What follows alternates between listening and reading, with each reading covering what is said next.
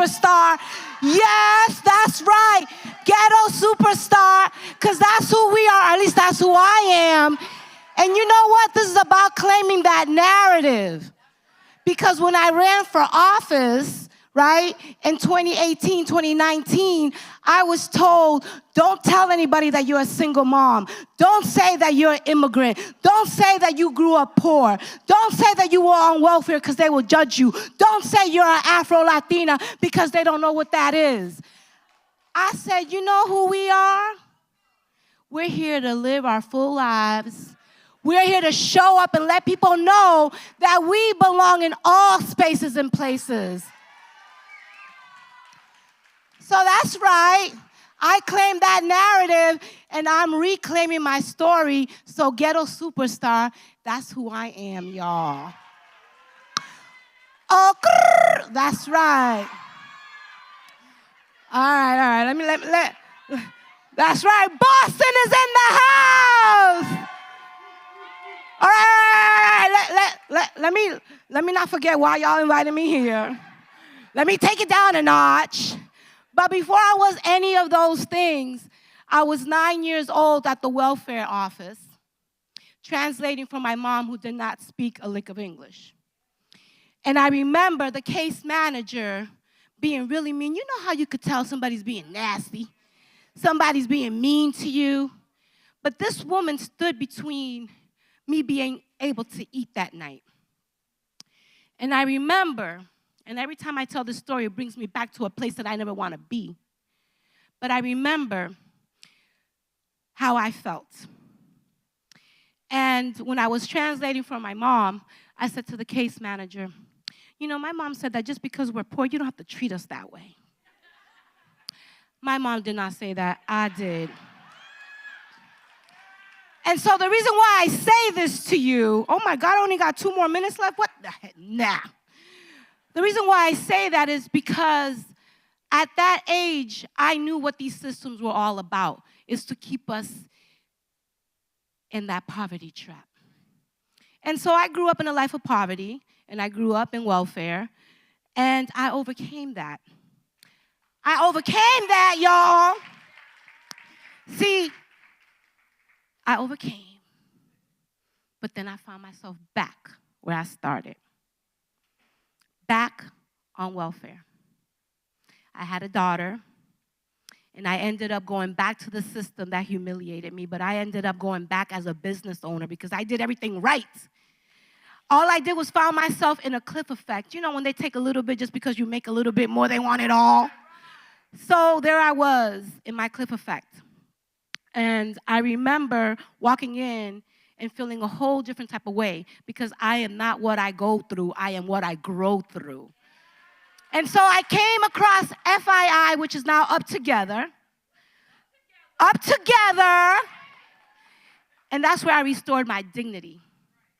Because I used to get, you know, I got my little food stamps, you know, make my little ends meet.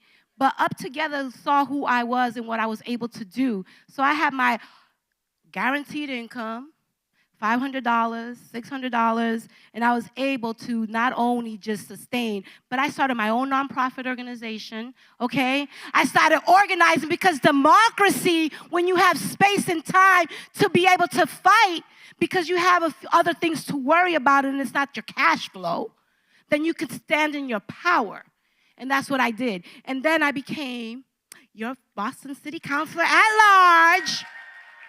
And now I get to fight. Now I get to fight for poverty prevention policies, right? Because what you go through and what you live through helps you fight for those things that you need more of. I don't learn about it in a textbook.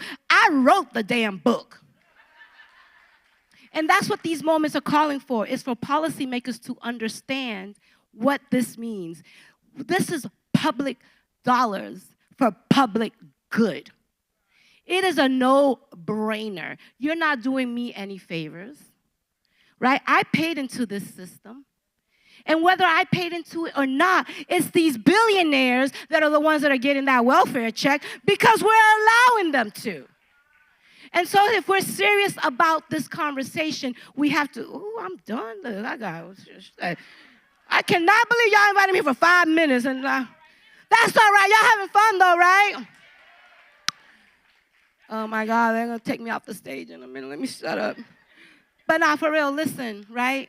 I'm gonna end it with this, and then I'm gonna introduce the speakers. And the reason why we're here today is that we are at a very critical moment in this country where poverty is being criminalized, and you already know that. It has been criminalized.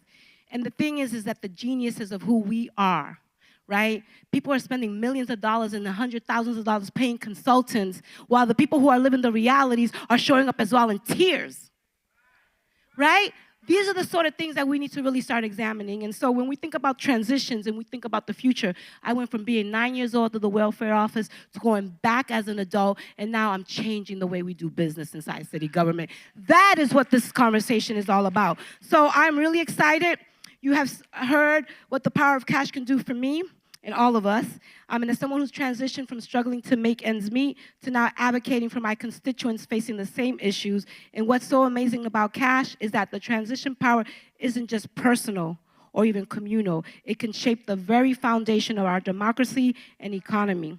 Which is why I'm so excited to introduce our final panel, y'all. Our final panel, Transitions to the Future. You'll hear from leading advocates on how they think about using cash through the AI and the fossil fuel transition to build an economy that benefits everyone. And I want to introduce to you all our moderator, Dorian Warren, who is the co-president of Community Change and a pioneer in the cash space, okay, to advance racial, economic, and social justice that I'm sure so many of you know and love. So help me welcome to the stage Dorian and our Transitions to the Future panel. And I want to thank UpTogether again for inviting me. I am here because of you. Thank you.